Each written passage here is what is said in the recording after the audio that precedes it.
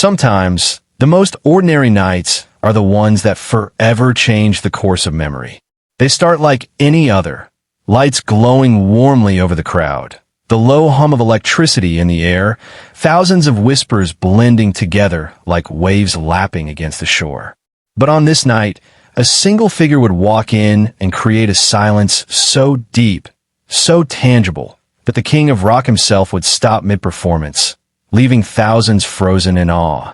Elvis Presley, the man who had walked stages across the world, whose presence alone could electrify a room, was about to encounter a moment that would halt him completely. And yet, nobody in the audience knew why or how.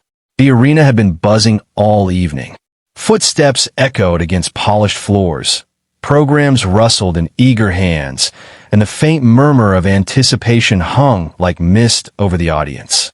The lights were low, golden, bathing faces in warmth, highlighting the shimmer of sequins, the sheen of polished shoes, the nervous glances of fans as they waited for the first chord, the first note, the first moment. And then Elvis walked on stage. The spotlight caught him perfectly, framing him like a figure out of history, the king poised with microphone in hand, eyes scanning the crowd, taking in the sea of faces like a painter surveying his canvas. The first chords rang out, warm and familiar, strumming through the air like a gentle wave. The audience erupted, cheers, gasps, laughter, applause, the collective heartbeat of thousands reverberating through the room. And yet, something felt different that night. A figure entered, not in the front where the fans were cheering, but at the very back of the arena. A man the crowd would later call the Joker. His presence wasn't loud, but it was impossible to ignore. There was something about his posture, the way he moved with a quiet confidence, or perhaps deliberate nervousness, that drew the king's eyes. And when Elvis noticed him, the audience felt it immediately. The hum of excitement faltered, a collective pause, as if the room itself was holding its breath. And here comes the first hook, the moment that grips you instantly. Elvis froze mid-step. His voice, always so steady, wavered ever so slightly, a half-beat pause, almost imperceptible. But the audience noticed. Fans leaned forward, heads tilted, phones flickered, flashes catching moments that would be replayed endlessly in memory and footage. For a performer like Elvis, to hesitate, even for a single breath, was a signal that something extraordinary had occurred. The band faltered for an instant. The spotlight traced the Joker's slow movement through the arena. Some fans whispered questions. Others simply stared, unable to comprehend what was happening. The Joker's eyes, scanning the crowd, seemed fixed on something or someone beyond the stage. A secret waiting to unfold. And in that pause, the first open loop formed. Who was this man, and why did Elvis react like that? Elvis took a deliberate step back, lowered his microphone slightly, as if weighing the unseen tension. A faint smile flickered, almost a recognition or a warning. The audience didn't know which, and they didn't have time to process it before Elvis's gaze returned to the stage, only to sweep back toward that back corner again. And this is where the second hook hits. The suspense escalates. Was he remembering someone from his past? Was there a secret message in the man's eyes? Or was it something that nobody could understand yet? The soundscape of the arena added another layer. Footsteps softly shuffled across the floor, whispers of fans threading through the warm hum of the lighting system, the distant echo of the PA, speakers vibrating like a heartbeat. The smell of popcorn, cologne, and sweat mixed in the charged air. Every sense sharpened. Every instinct told the audience to pay attention. Elvis's voice returned, steady but tinged with subtle tension. He launched into a familiar song, but the notes seemed slightly heavier, infused with an urgency only he could convey. The king had performed hundreds of shows, yet the stage felt different. Alive, watchful, dangerous in its own quiet way.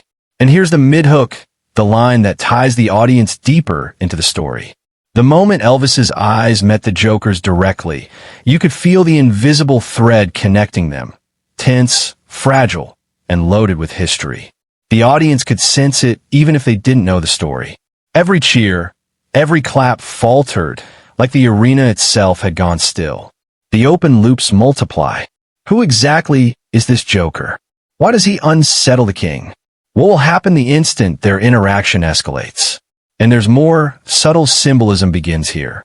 A scarf held by a fan, folding over fingers nervously, a small note fluttering in the breeze from a distant balcony, the glint of a guitar reflecting the stage lights.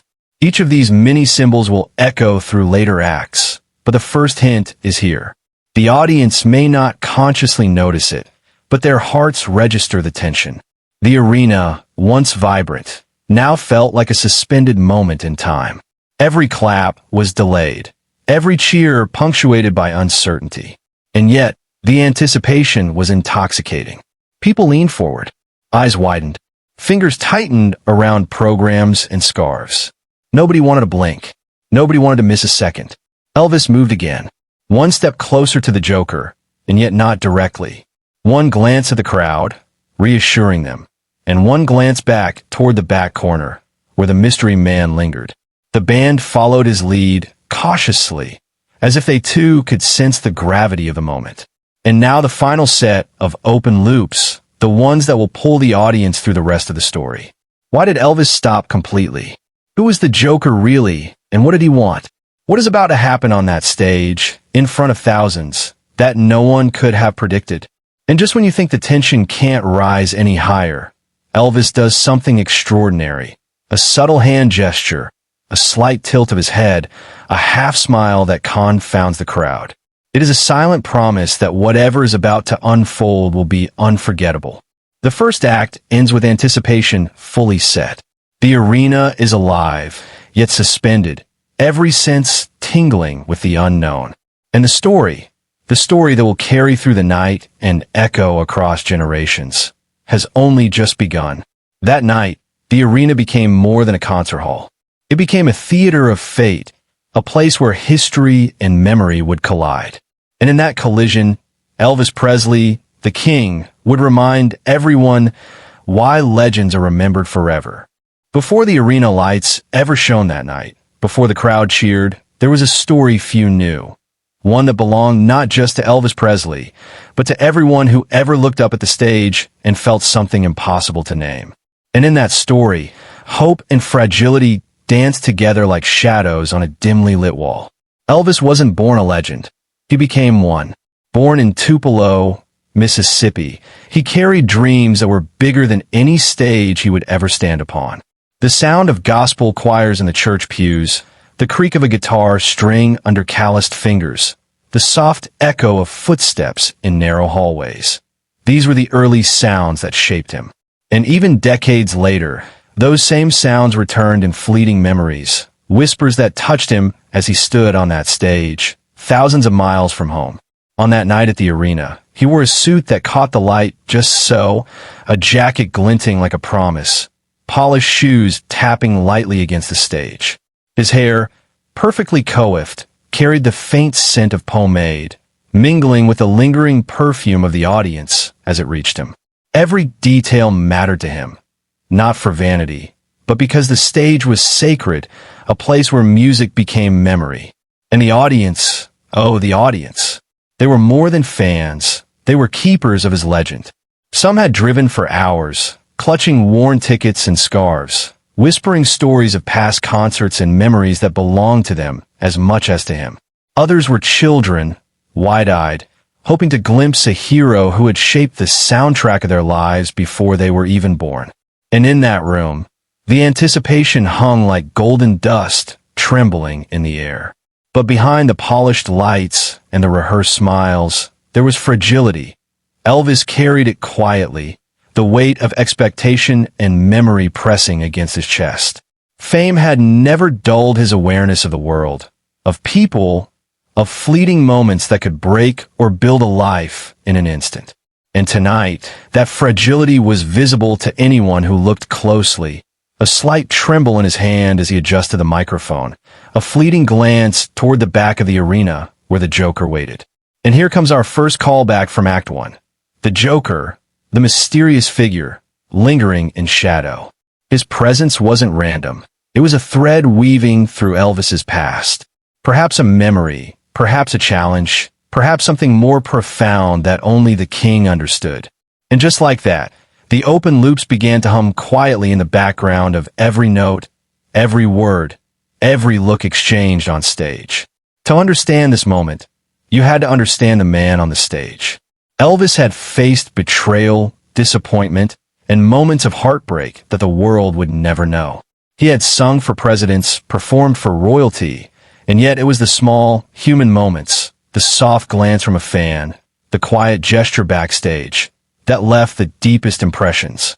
And on this night, one such moment was about to unfold, the kind that would linger in memory like the final echo of a chord. And then there was the band, the unsung heroes of every performance. Their fingers strummed, their drums tapped in perfect synchrony, but even they felt the tension. Something had shifted, imperceptibly yet undeniably.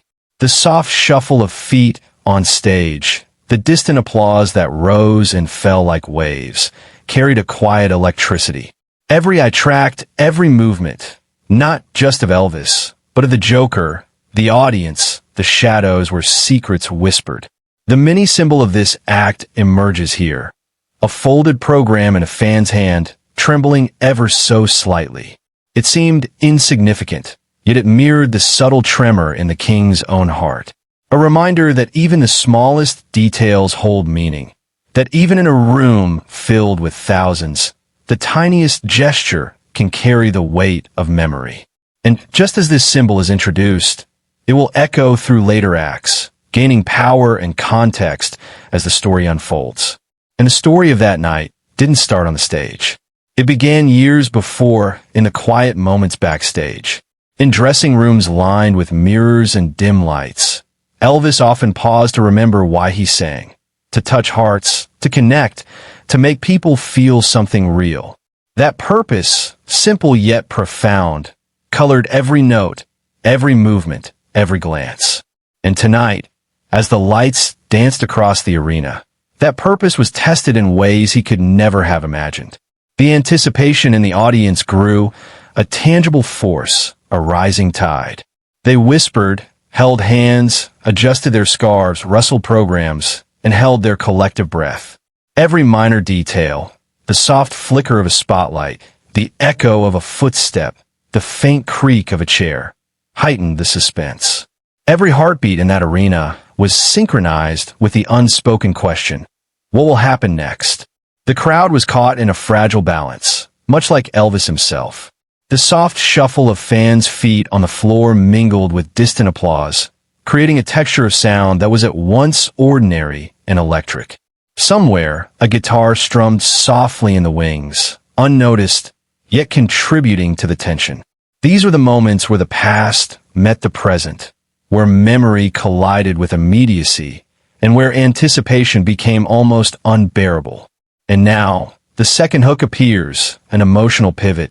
The Joker wasn't just a man in the crowd. He represented the unknown, the unspoken, the unresolved. Every glance from Elvis carried layers of history, subtle recognition, and tension. And every moment of stillness on stage deepened the suspense, planting seeds in the audience's minds that would grow into full-blown curiosity by the end of the night.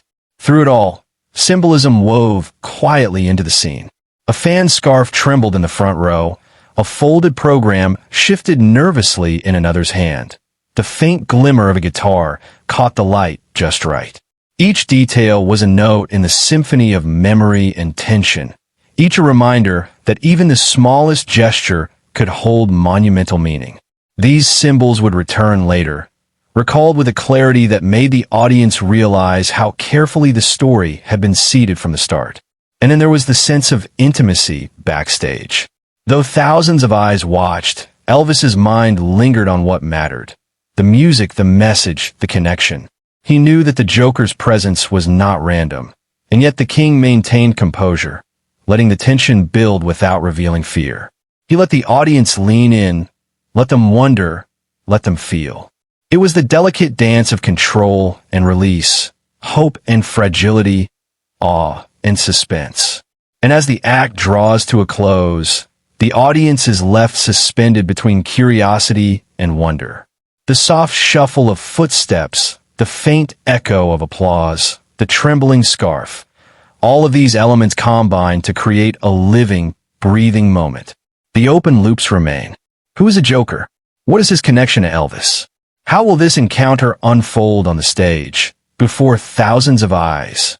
The stage was set, the tension palpable, and the story had only begun. For the audience, for Elvis, and for the memory of that night, every second mattered. And just as the first notes of anticipation fade into silence, the promise of revelation lingers, waiting, whispering, drawing the viewers deeper into a tale they cannot ignore.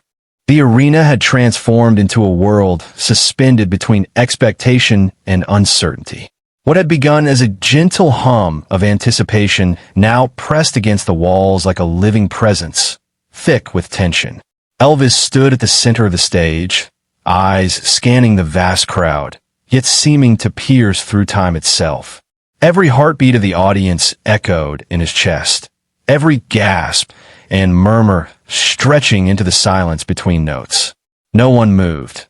No one dared to blink too quickly, as if the smallest motion might break the fragile spell. At the edge of the spotlight, a figure appeared, the Joker. He moved deliberately, yet there was a weightless, teasing unpredictability to him. His shadow stretched across the polished stage, a dark line against the warm glow of the lights. The audience's breath collectively caught. Who was this man, and why had he come? There was curiosity, yes, but also an unease, the kind that seeps slowly, unnoticed until it is undeniable. The arena seemed to hold its breath with them. In the front row, a fan's trembling scarf from Act Two now seemed almost prophetic. Its subtle movements reflected the fragility of the moment, tiny gestures magnified by the attention they commanded. The air shimmered with the tension of unspoken anticipation. Every fold of fabric, every flicker of light off the polished floor became a signal, a whisper of the unknown story unfolding before them. The simplest objects, a scarf, a folded program, took on the weight of portents. A minor disruption backstage sent ripples across the stage. A cable snagged. A stagehand froze. To anyone else, these would have been insignificant, but in this crucible of expectation, they amplified the tension. Elvis noticed immediately. Every performer carries an instinct, a finely tuned sense for shifts in energy and intention, and tonight, that instinct hummed like electricity through his veins. He understood that even the smallest misstep could ripple through the audience's perception and change the night forever. Elvis's own inner struggle became visible, subtle yet unmistakable. His jaw tightened, a fleeting shadow of doubt crossing his face, though his composure remained. Memories he had long buried, the rough streets of Tupelo, the relentless nights of practice, the moments when applause never came, all seemed to press upon him at once. Music, which had always flowed freely, now demanded precision and courage beyond the ordinary. Every note mattered. Every gesture carried meaning. Yet here stood the Joker, a challenge wrapped in shadow, calling into question everything he had built. The audience felt it without knowing why. The silence stretched between the notes like a tangible force. Murmurs ran like wind through the seats, soft yet pervasive, and a subtle heartbeat of anticipation pulsed through the arena. The tension was alive, each spectator unknowingly participating in the story, their emotions intertwined with the drama on stage. The arena was no longer just a hall. It had become a living entity, each breath and movement echoing with suspense. The guitar, once a simple instrument, now became a symbol. Its polished wood glimmered under the lights, not merely reflecting them, but holding the weight of memory, resilience, and artistry. As Elvis touched it, his fingers trembled faintly, not from fear, but from the immense responsibility of the moment. The guitar had witnessed countless performances, countless triumphs and failures, and tonight it would bear witness again. Its presence anchored the story, a motif that would resurface in the resolution to remind all who watched of the endurance of artistry and heart. The Joker's movement sent waves through the audience, subtle but unmistakable. Some leaned forward instinctively, drawn into the narrative even without fully understanding it. A ripple of unease and curiosity spread through the crowd like a visible current. And Elvis, aware of every motion, every glance, every whisper, met the challenge not with panic but with poised authority. He had faced moments like this before, and he knew the power of presence, the way a single expression, a single gesture, could shape the story unfolding. Recalling the folded program from Act 2, now fluttering in the hands of a nervous fan, the symbol of fragility returned. A minor, mundane action transformed into a beacon of anticipation. Each small detail, the scarf, the program, a stray movement, became part of the narrative, anchoring the audience's empathy and engagement. Every subtle motion heightened suspense, reminding everyone that in this arena, even the smallest acts carried enormous significance. Disruption grew more deliberate. A fan stood, perhaps in admiration, perhaps in defiance. Cameras caught the motion, lights shifted subtly, reflections danced across the faces of thousands. Every eye was trained on the stage, yet every mind filled with questions. Who was this man? What would Elvis do? Could he maintain control, or would chaos prevail? And in that tension, the magic of storytelling thrived, binding every person to the unfolding drama. Elvis's response was precise, deliberate, and charged with emotion. Each strum of the guitar, every movement of his body, was part of a silent dialogue with the Joker. It was not merely a performance. It was a confrontation, a story being written in real time. The audience could sense it, even if they could not fully understand it. The stakes were higher than mere applause. They were watching courage, artistry, and heart tested in the spotlight of thousands of eyes. A wave of awe washed over the audience. Not blind admiration, but a layered, complex emotion. Grief for the fragility of the moment, respect for the mastery unfolding, and a subtle thrill at the unknown. The story pressed on them like a living weight, pulling them closer, tethering them to the tension that refused to release. It was grief and wonder, fear and admiration, hope and fragility all wrapped in a single living pulse of the arena. The Joker's subtle challenge reached its peak. It was a dare, a test of presence and composure.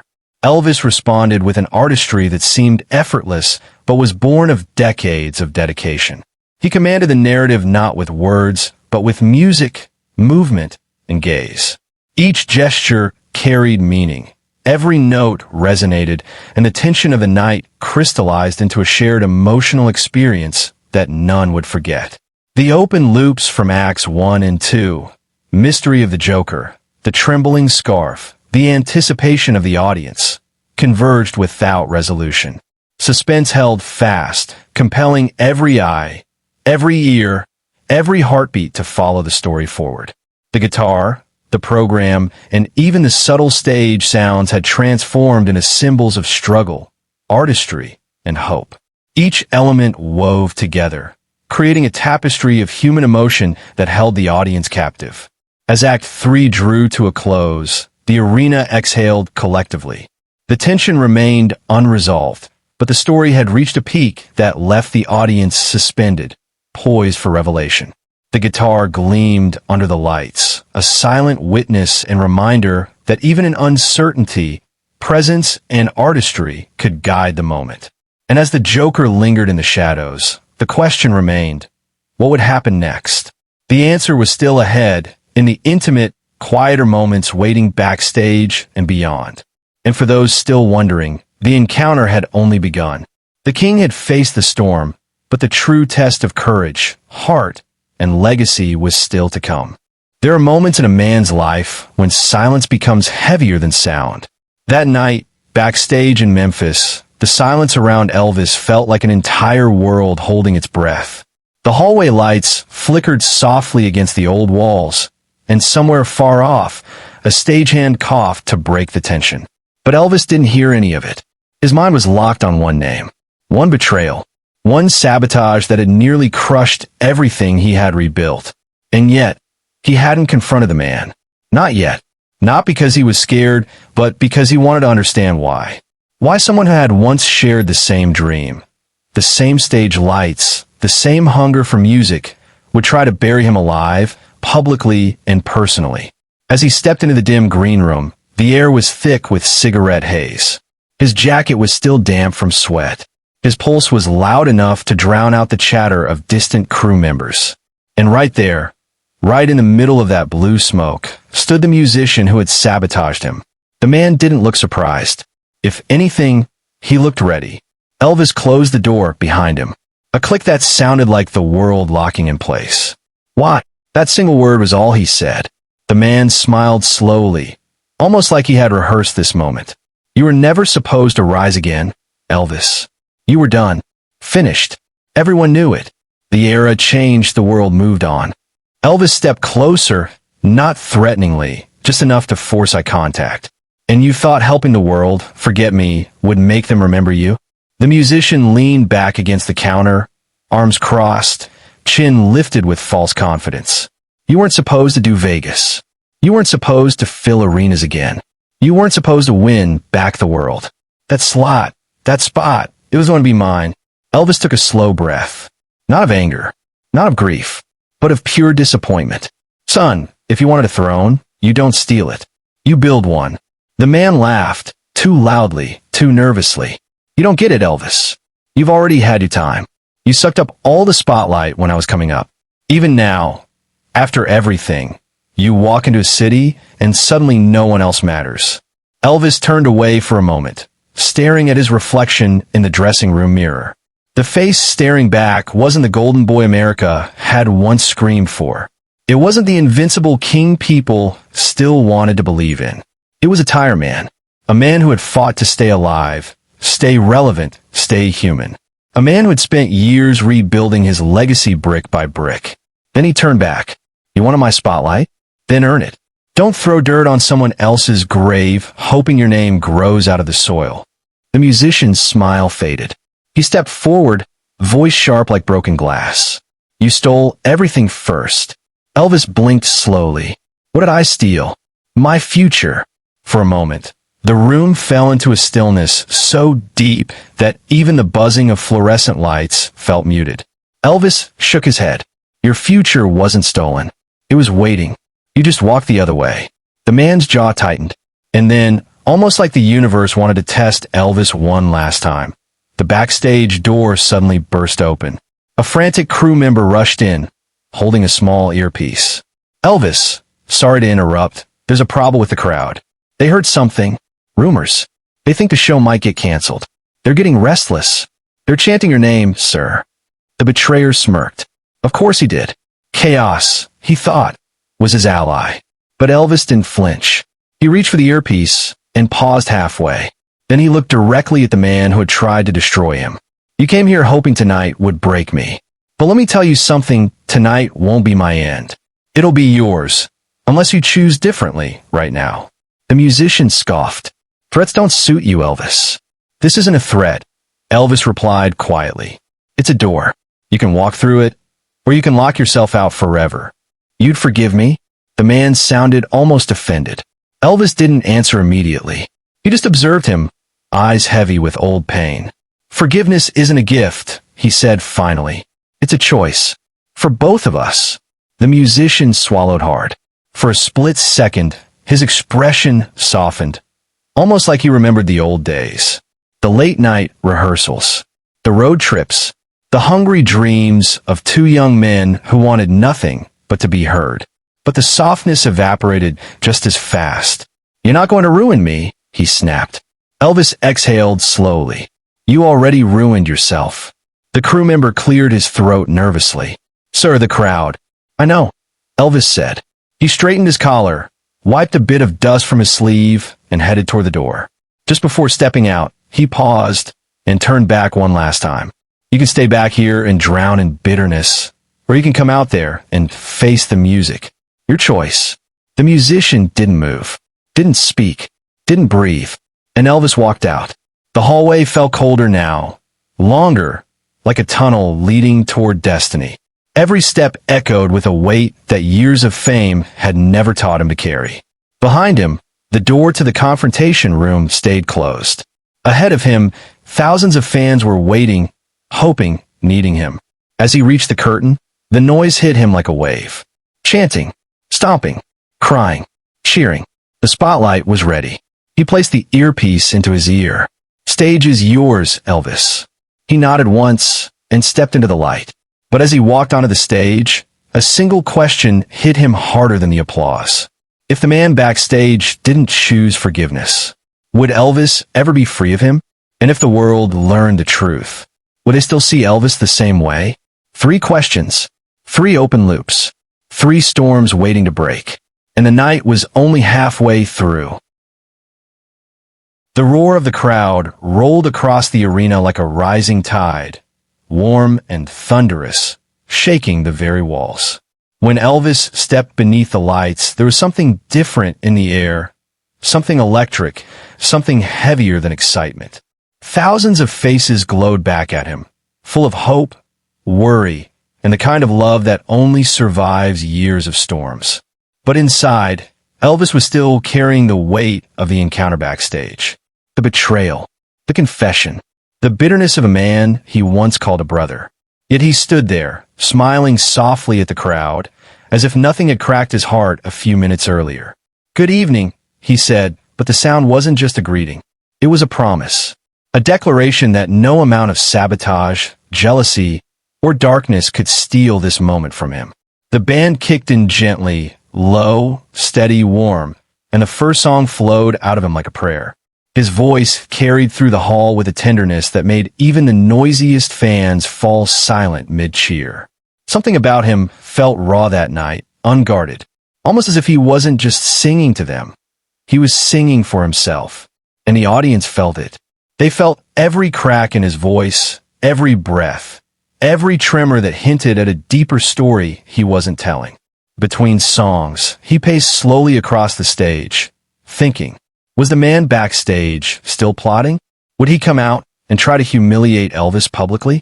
Would he tell reporters a twisted version of the truth? Would he leak that confrontation?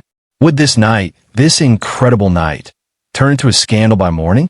3 questions that kept circling his mind. 3 doors that could lead to pain, chaos, or redemption. But Elvis didn't let the fear change his expression. He turned back to the microphone and sang with even more power, more grit. Each lyric was a kind of cleansing, burning away the shadows that had tried to swallow him alive. Halfway through the show, something unexpected happened. A young girl, maybe 12 or 13, sitting near the stage, suddenly fainted. The security team rushed toward her. The crowd murmured, worried. Elvis stopped mid-note. He motioned to the band to quiet down. His eyes narrowed, not in irritation, but in instinct. "Hold on," he said softly, stepping toward the edge of the stage.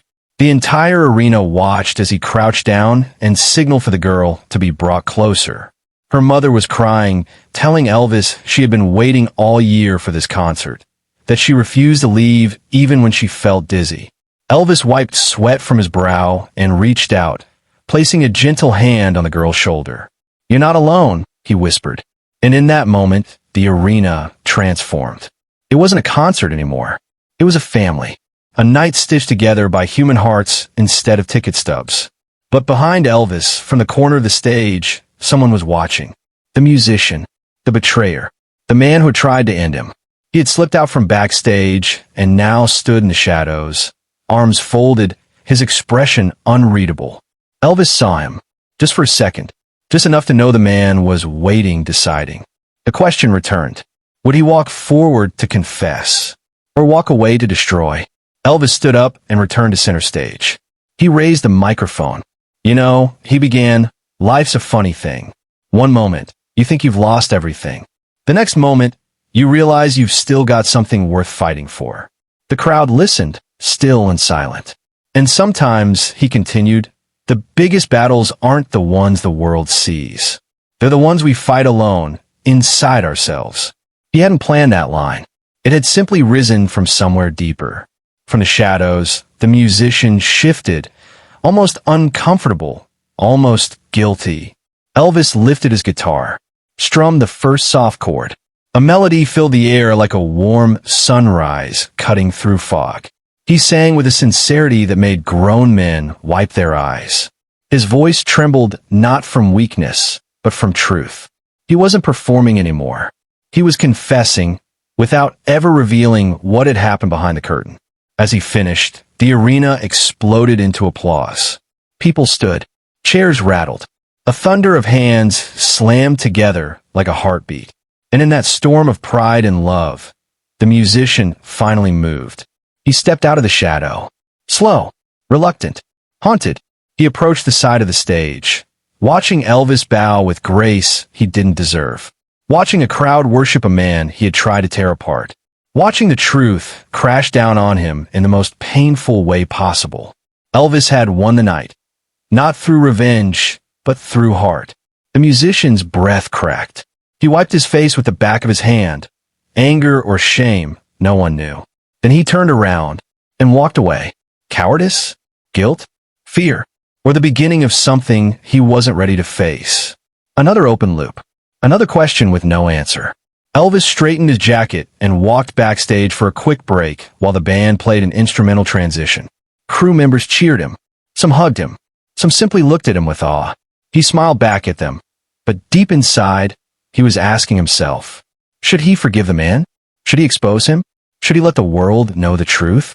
Or should he bury this chapter forever and walk forward with peace? For storms. For unresolved choices.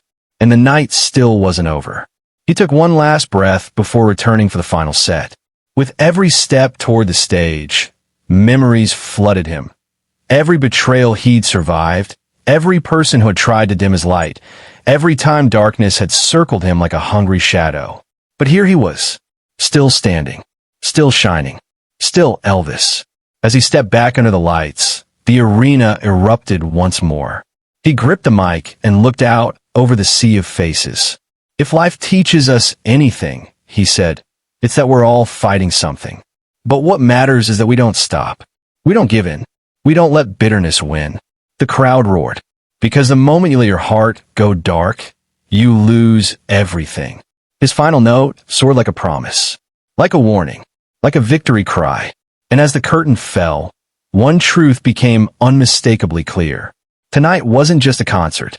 It was the night Elvis reclaimed his crown and forced his betrayer to face the mirror he'd been running from all his life. But what would happen tomorrow, when that man had to choose between destroying Elvis publicly or confronting his own conscience? Another loop, another door, another storm waiting on the horizon. The arena had emptied hours ago, but the building still breathed with the memory of thousands. The seats were cold now, the aisles dim, and the echo of applause drifted faintly, as if the walls themselves were whispering the night back to life. Elvis walked slowly down the backstage hallway, still in costume, hands resting lightly on the guitar he had brought out during the final set. The same guitar that had carried the weight of his truth earlier. The same symbolic anchor that returned to his fingers whenever the world felt too loud. Every step made a soft echo, different from the earlier sounds of rehearsal and chaos. This was gentler, almost like the building was letting out its last breath of the night. He paused near the dressing room door, listening to the hush that followed him. The faint echo reminded him of all the places he'd stood before. Lonely dressing rooms in small-town theaters, wide-open backstage corridors in Vegas, hotel rooms where the silence seemed too heavy to live inside. But tonight's silence wasn't painful. It felt reflective, cleansing, like the earth settling after a storm. Inside his dressing room, the lights over the mirror glowed warmly. His scarf, still slightly damp from sweat and emotion, lay folded neatly beside him. For a moment, he stared at it, remembering how earlier in the night it had slipped off his shoulder with a tremble, as if the fabric itself understood the conflict storming inside him. A knock disturbed the stillness. He looked up, expecting a stagehand. Instead, it was him, the musician, the man who had almost broken him, the man whose bitterness had nearly derailed the entire night. He stood at the doorway, not angry, not arrogant, not smirking like he had before the show. His posture had changed completely, shoulders lowered, eyes full of something he'd probably never allowed himself to show in years. "Can I come in?" he asked quietly. Elvis didn't answer immediately. He simply stepped aside, allowing the man to enter. The door closed behind them with a small thud that seemed louder than it should have been. The musician's breathing was uneven, not because he was scared of Elvis, but because he was scared of the truth he'd run from, the truth he'd buried under ego, jealousy, and the illusion that hurting the brightest star would make him shine brighter. Finally, he raised his head. "You should have exposed me tonight," he muttered. "I deserved it." Elvis leaned against the table, his guitar resting against his leg. He didn't respond. He didn't need to. Silence did the work for him. "I don't know why you didn't," the musician continued. "I don't know why you let me walk out of that arena without telling the world what I tried to do." Elvis breathed slowly, the faint echo of the hall drifting behind his thoughts. He wasn't thinking about revenge anymore. He wasn't thinking about humiliation or payback. He was thinking about something bigger, something he'd been learning his entire life. "If I'd exposed you," he said gently, "it would have ruined you. And maybe part of me wanted to. But that's not who I am, not who I want to be." The musician blinked, stunned. "And besides," Elvis added, "you've got to live with what you did. That's punishment enough." A long silence passed between them. The room felt heavy, but not suffocating. Just honest. The musician lowered his head like a man, seeing himself clearly for the first time. "I was jealous," he whispered. "Not of your fame, not of your voice." He swallowed hard. "I was jealous because people love you, truly love you. And I don't have that. I never did." Elvis felt a wave of unexpected compassion. This wasn't the voice of a villain. This was the voice of a broken man, crushed under years of comparison and insecurity. "You think love comes easy to me," Elvis said softly. "You think I never feel alone? Never question myself?" The musician looked up, startled. Elvis continued, "The spotlight doesn't fill the empty places. It only hides them. For a while." The musician's eyes glistened, not with tears exactly, but with a kind of awakening. A realization that the man he had envied was just as human, just as fragile, just as wounded by the world. The scarf on the table fluttered slightly as the air conditioner kicked on, brushing the fabric like a soft reminder. A callback, a symbol returning. Earlier in the night, it had trembled, foreshadowing conflict. Now, it lay still, symbolizing peace settling in after a storm. The musician took a deep breath. "I want to make things right," he said. "I don't know how, but I want to try." Elvis nodded slowly. "Then start by telling the truth. Start by forgiving yourself. Start by not letting jealousy write the next chapter." The musician almost laughed at the simplicity of it, but he knew Elvis was right. And he knew that sometimes the easiest instructions were the hardest to follow. A faint, distant echo of chairs being stacked in the arena drifted in from the hallway. Soft, rhythmic, almost musical. Tonight's new sensory anchor. The show was over, but something else was beginning. Elvis wasn't sure what came next for the man standing in front of him. Whether he would change, whether he would fall back into bitterness, whether he would fight for redemption or run from it. But Elvis didn't know this. He had done his part. He had resolved the final open loop. Not through spectacle, not through revenge, but through compassion strong enough to surprise even himself. The musician extended his hand, hesitant, trembling slightly. Elvis watched it for a moment. He didn't rush. He didn't hesitate. He simply reached out and shook it. A gesture small in action, but monumental in meaning. When the man left the dressing room, Elvis exhaled deeply and sat down. His legs felt heavy, but his heart felt strangely light. He picked up his guitar, strummed a gentle chord, and let it ring into the quiet air. That sound, the same symbolic anchor that had carried him through Act 3, now felt like a full circle closing. The fading spotlight overhead dimmed slightly, casting a warm, nostalgic glow across the room. It wrapped him softly, like the embrace of an old memory coming back to say, "You made it through another storm." He leaned back, closed his eyes, and let the calm wash over him. For the first time all night, he felt a sense of pride. Not the kind the world sees, not the kind that comes with applause, but the quiet pride of knowing he had chosen mercy over ego and humanity over hurt. And as the final faint echoes of the arena faded away, one truth settled into him gently. Legacy isn't built on victories. It's built on choices. And tonight, he had chosen the kind that would outlive him. The building was nearly empty now.